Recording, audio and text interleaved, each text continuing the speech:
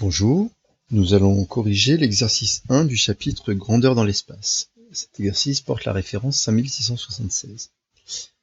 Donc, on dit que la figure ci-dessous est composée de deux cônes de révolution partageant le même disque de base. Et donc, il y a un rayon de 3 cm. Donc, il faut imaginer cette figure dans l'espace, un cône ici, le disque de base, et puis l'autre cône inversé, donc qui partage le même disque. Donc on a le rayon qui est égal à 3 cm. La distance AB mesure 6 cm, on demande de déterminer le volume de cette figure. Bien, donc évidemment il faut connaître la formule du volume d'un cône. Donc on peut rappeler que le volume d'un cône, son aire, c'est donc l'aire de la base multiplié par la hauteur divisé par 3. Et sachant que la base est un disque pour un cône, donc l'aire d'un disque, on peut rappeler que c'est pi multiplié par le rayon au carré. Ça, c'est l'aire du disque.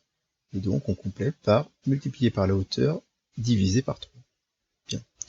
Donc, pour calculer le volume de cette figure, on va évidemment faire la somme des volumes des deux cônes, le cône de sommet A et le cône de sommet B.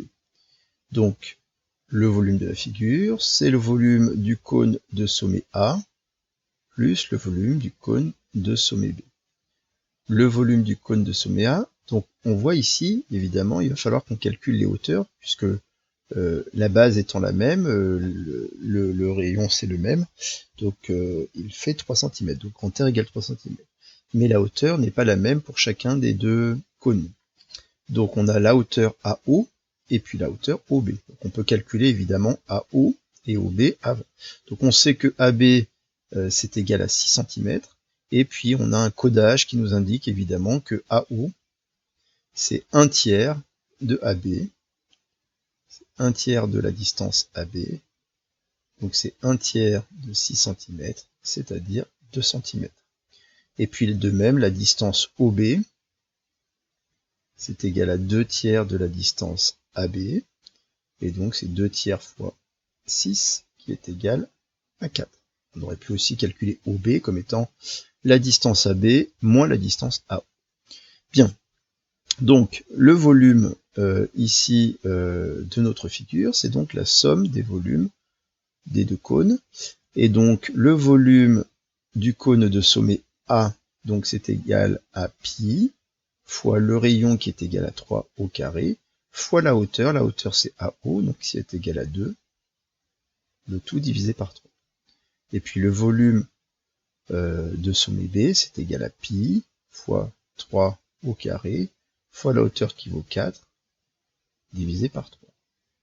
Alors on a une simplification par 3 dans chacun des quotients, puisque là on a un facteur 3 ici, puis un facteur 3 au carré, donc évidemment, après simplification, il va nous rester 3 fois 2, 6, donc 6pi, plus 3 fois 4, pareil, 12, donc 12pi. C'est-à-dire, il nous reste 18pi. Le volume de cette figure, c'est 18pi centimètres cubes. Donc on peut calculer 18pi pour avoir une valeur approchée, si on veut. Donc ça fait 18. Donc fois pi qui se trouve ici sur la calculatrice, et donc en écriture décimale, ça fait environ 56,5 cm3.